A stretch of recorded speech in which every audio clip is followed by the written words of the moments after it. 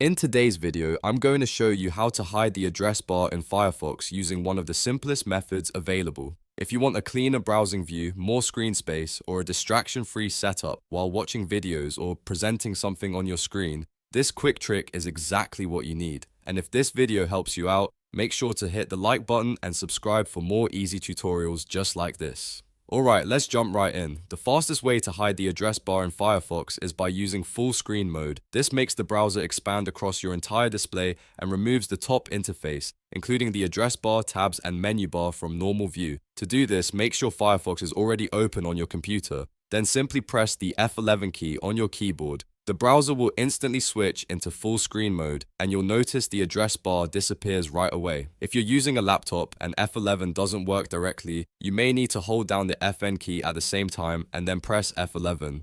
On some keyboards, function keys are set up differently, so that small adjustment can make all the difference.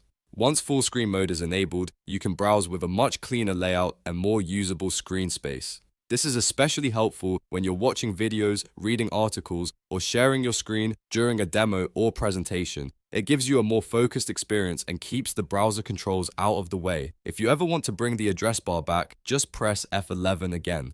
Firefox will exit full screen mode and return to the normal browser view with the address bar visible at the top. So really, that's all there is to it. Press F11 to hide the address bar in Firefox and press it again whenever you want to restore it. It's quick, simple, and one of the easiest Firefox tips to remember. If this video was helpful, don't forget to give it a like, subscribe to the channel, and turn on notifications so you don't miss the next helpful tutorial. Thanks for watching, and I'll see you in the next one.